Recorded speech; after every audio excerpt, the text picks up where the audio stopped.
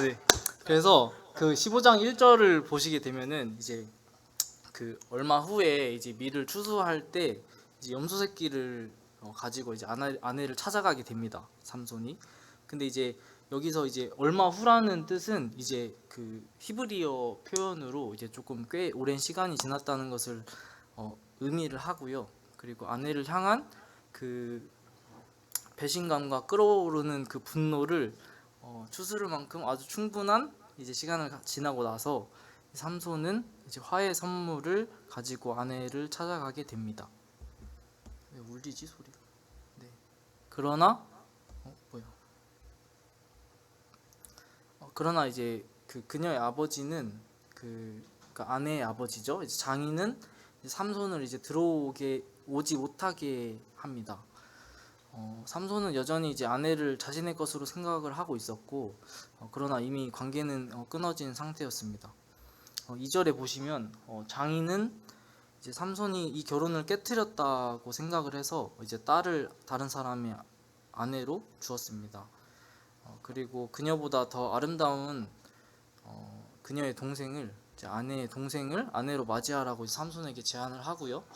하지만 삼손은 이제 이런 일이 벌어진 원인이 이제 블레셋 사람들에게 있다고 생각해서 이제 블레셋 사람들을 해치겠다고 당당하게 선언을 합니다. 이 부분은 삼손의 분노를 촉발하게 되는 원인이 되기도 하고요. 그리고 블레셋과의 이제 갈등의 시작점이기도 합니다.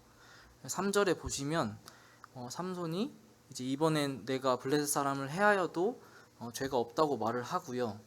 그래서 장인이 이제 그 장인 어른인가요? 장인이 이제 다른 남자에게 이제 아내를 준 것은 이제 삼손 자신이 화를 내며 떠났기 때문이고 다시 돌아오지 않을 것으로 판단했기 때문이었다고 합니다. 그래도 이제 삼손이 많이 흥분했나 봐요. 그래서 이성을 주체하지 못하고 이제 블레셋 사람들을 탓하면서 스스로 정의 내리고 복수를 정당화하게 됩니다. 이 단락에서 삼손은 자신의 개인적 감정으로 행동하지만 이제 하나님의 그 계획 안에 그 하나님께서 그 관여를 해주시는 그런 부분을 볼 수가 있습니다. 4절에서 8절까지는 삼손의 그 복수극이 펼쳐지는데요. 삼손이 여우 300마리를 2마리씩 꼬리를 묶어서 이제 꼬리에 횃불을 달고 블레셋 사람들의 밭과 포도원 그리고 감람나무들을 이렇게 해치기 시작합니다. 불태워 버리기 시작합니다. 근데 이제 여우 300마리의 꼬리를 2마리씩 묶어서 이제 두 손에 든다고 해도 그게 부피가 엄청날 것 같은데 그거를 들 만큼 손이 엄청 컸나 봅니다. 그리고 삼손 방식의 보복이었는데요. 어떻게 보면 이제 전략적이고 잔인한 방식으로 블레셋의 경제에 치명적인 그 피해를 입히게 됩니다. 블레셋 사람들은 불태우고 난 뒤에 이제 블레셋 사람들은 원인과 이제 범인을 근본적인 원인을 자기 방식대로 이제 찾아 나갔고 2절에 언급하였지만 삼손의 아내를 다른 사람에게 주었던 이유는 삼손이 이제 아내를 떠났기 전 아내를 떠났기 때문이었습니다. 하지만 블레셋 사람들은 삼손의 장인이 삼손의 아내를 빼앗았다라고 표현하면서 모든 책임을 이제 그 장인에게 역으로 돌리고 있는 것을 볼 수가 있는데요. 사실 조금 더 거슬러 올라가서 14장에 보면은 블레셋 사람들이 삼손이 이제 수수께끼를 불공정한 그 방식으로 풀면서 삼손을 조롱한 것이 가장 큰 잘못이자 삼손이 이제 그 횃불을 들고 이제 피해를 끼치게 된 근본적인 원인이라고 할 수가 있습니다. 근데 블레셋 사람들은 이 농작물에 피해를 입힌 것이 삼손이 아니라 이제 삼손을 분노하게 만든 이제 삼손의 장인과 이제 아내를 불태워 죽이게 됩니다. 이 사건은 블레셋 사람들이 이제 삼손의 화를 가라앉히기 위함이었지만 반대로 삼손은 그렇게 생각하지 않았나 봐요. 삼손은 이제 자신에 대한 그 블레셋 사람들이 자신에 대한 정면 도전으로 또 받아들이게 됩니다. 그래서 이 부분에서 이제 삼손이 또 다른 비극을 초래하게 되는 그런 부분이라고 보시면 됩니다. 그래서 7절에서 8절 보시면 7절에서 삼손은 이에 더 분노하여서 이제 너희가 이렇게 행하였은즉 이제 내가 너희에게 원수를 갚고야 말겠다라고 하면서 블레셋 사람들의 정강이와 널쩍다리를 크게 쳐서 죽이게 돼요. 폭력으로는 이제 문제를 그래서 이제 삼손의 그 개인적인 그런 개인적으로 이제 블레셋 그 경제에 피해를 입히고 또 정강이와 이제 널쩍다리를 크게 쳐서 죽이는 그런 부분들이 삼손 이제 개인의 그 복수가 이제 국가적 전쟁으로 확대되는 일입니다. 그래서 전 단락과 마찬가지로 여기서 흥미로운 점이 이제 삼손이 이제 지극히 개인적인 이유로 어떻게 보면 사적인 분노와 이제 복수심으로 일을 행하고 있다는 것인데요. 이것은 그 거룩한 목적도 아니었고요. 그리고 공의로운 명분도 아니었습니다. 하지만 이 사건들을 통해서 이스라엘과 블레셋 사이에 이제 균열을 내고 계시는 것을 볼 수가 있습니다. 곧 이스라엘의 구원을 시작하는 자로 삼손을 사용하고 계신다는 뜻이기도 합니다. 그래서 9절에서 13절을 보시면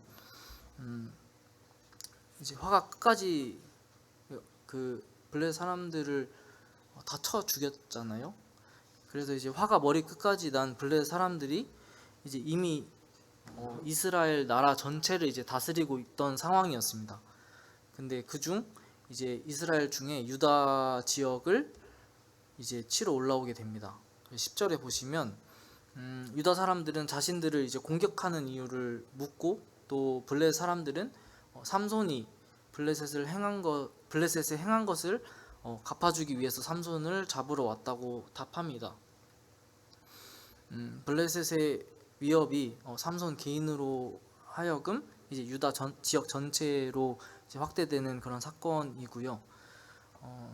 11절에서 13절을 보시게 되면 이제 어떻게 보면 이제 가만히 있다가 이제 봉변 아닌 봉변을 당한 유다 사람 3,000명이 삼손에게 가서 불만을 표시했고 또 11절에 보시면 너는 블레셋 사람이 그 빨간 부분입니다. 너는 블레셋 사람이 우리를 관할하는 줄을 알지 못하느냐 하면서 이제 블레셋의 통치를 당연하게 이제 여기는 것을 볼 수가 있고요. 어떻게 보면 통치에 이제 익숙해져서 이제 괴로워하는 그런 상태라고 보시면 되겠습니다. 그래서 유다 사람들은 이제 분란을 일으키면서 자신들을 힘들게 하는 삼손을 자발적으로 이제 블레셋에 넘기려고 하고 삼손도 이제 수긍을 좀 했는지 너희가 나를 죽이지 않겠다고 맹세하면 그냥 넘어가겠다고 합니다. 여기서 삼손이 행하던 그런 부분들과 다른 점들은 삼손이 군대를 모집해서 대적하지 않고 화가 나서 또 자기가 이렇게 막 혼자서 이렇게 치러 가거나 뭐 군대를 모집해서 이렇게 전쟁을 할 만도 한데 이제 홀로 이제 블레셋과 싸우면서 이제 블레셋을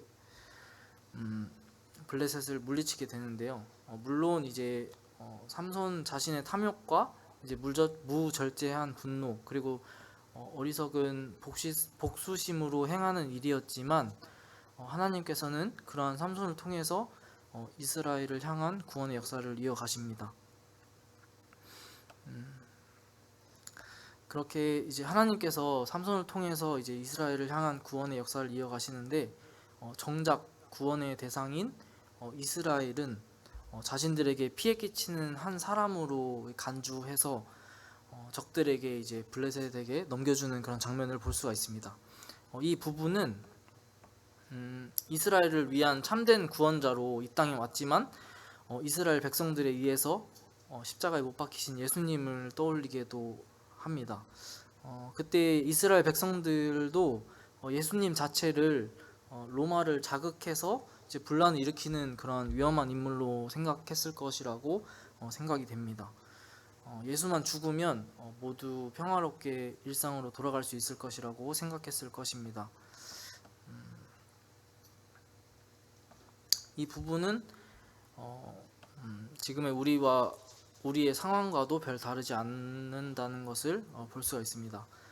세상은 점점 세상과 타협할 수 있는 환경과 상황으로 우리를 이끌어 가고 있고, 저 또한 세상 안에서의 누릴 수 있는 행복, 그리고 좋은 게 좋은 것인 양 이제 평화롭게 살다가 이제 주님 나라에 가기를 원하고자 하는 마음이 없지 않아 있습니다. 하지만 우리는 계속해서 하나님께서 구원받은 우리의 삶을 이 땅에 허락하신 이유를 기억해야 할 것입니다. 하나님께서는 여러 어려움과 갈등 속에서 이제 세상을 마주하게 하시지만 그 가운데에서도 삼손을 보내신 하나님을 기억하면서 신뢰해야 합니다. 다시 돌아와서 이처럼 이제 삼손은 자기 백성인 유다에게 이제 배신당하지만 이스라엘이 여전히 이제 두려움에 지배당하고 있다는 그런 현실을 이 사사기 15장 9절에서 13절을 통해서 보여주고 있습니다. 14절에서 15절을 보시면 삼손이 에단 바위에서 레이로 잡혀서 끌려 나오자 이제 블레셋 사람들이 소리를 지르게 되는데요. 이 소리를 지르는 부분은 적들을 이기고 또 승리를 외치는 것을 의미합니다. 소리 지름과 동시에 이제 여호와의 영이 이제 삼손에게 임하게 되어서 그 결박되어 있던 그 새 밧줄이 아주 쉽게 끊겨 버리게 되고요.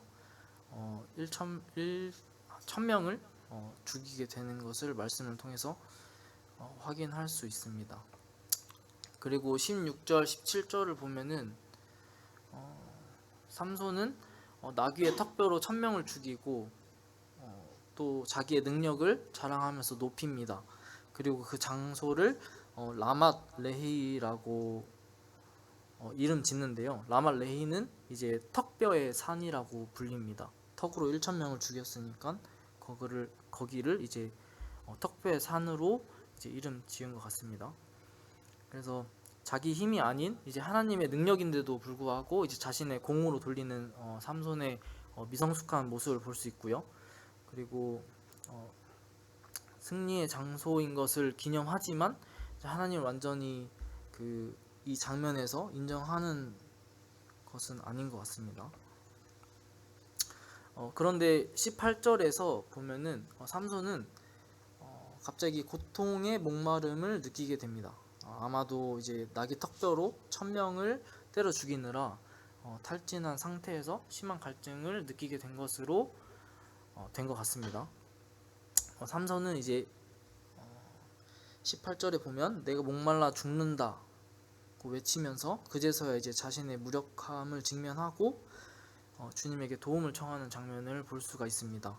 19절에서 이 하나님께서는 레이에서 한 우묵한 곳을 터뜨리셔서 물이 솟아나오게 하십니다. 삼손은 놀라운 기적을 통해서 이제 공급해 주시는 물을 마시고 그제서야 이제 정신이 회복되어 소생하게 되는데 그 샘의 이름을 이제 엔학고레라고 부릅니다. 이제 엔학고레는 외치는 자의 우물이라는 뜻입니다. 그래서 아무리 강하고 힘으로 모든 일을 할 수 없어 보였던 사람도 결국에는 이제 물의 공급이 아니면 살 수 없는 연약한 인간에 불과하다는 것을 보여줍니다. 이 구절을 읽으면서 그냥 개인적으로는 재작년에 저를 좀 보는 것 같았습니다. 촌놈이 이제 취업을 하고 서울에 올라오면서 취업과 이제 살 곳을 구하는 문제 등등 여러 가지 어려운 일들을 이제 하나씩 해결해 나갈 수 있음에 감사가 되기도 하였지만 내심 이제 나의 자람과 뭐 그런 부분들이 이제 나의 뭐 그런 게 좀 포함되어 있다고 이제 무의식적으로 생각해 왔고 무의식적으로 이제 교만한 마음이 이제 마음에 자리하고 있었던 것 같습니다. 그러한 저를 이제 하나님께서는 삼손에게 이제 심한 갈증을 느끼게 하신 것처럼 너는 정말 능력 없는 존재일 수밖에 없고 또 나의 도움 없이는 무기력한 인간임을 거의 1년 반 동안 이제 느끼게 하시는데요. 뭐 자세한 이야기는 길어서 다 말씀드리기 어렵지만 계속해서 이제 저를 이제 낮추어 가시는 그런 훈련을 경험할 수 있어서 너무 감사가 됩니다. 따라서 15장을 통해서 저는 항상 겸손해야 한다는 것을 좀 느꼈습니다. 쉬지 말고 범사에 감사하듯이 이제 어느 때에 있든지 항상 겸손해야 하는 것을 사사기 15장을 통해서 볼 수 있었습니다. 삼손은 자신의 업적을 자랑하기 위해서 라맛 레히라는 라맛 레히를 쌓았지만 하나님께서는 삼손에게 에낙 고레를 허락하셔서 하나님의 도움 없이는 한순간도 이제 살 수 없다는 것을 깨닫게 하십니다. 2025년이 이제 온 지 얼마 안 된 것 같은데 벌써 3월 중순을 향해 지나가고 있는 것을 볼 수가 있습니다. 다들 이제 새해에 이제 세우셨던 계획들 잘 해내고 계신지 모르겠습니다. 매일의 삶 속에서 이제 자기를 높이면서 이제 자랑하는 라맛 레히가 아닌 하나님의 도우시는 손길과 은혜를 경험하면서 하나님을 높이는 엔학 고레의 삶을 그런 2025년이 되시길 바라겠습니다.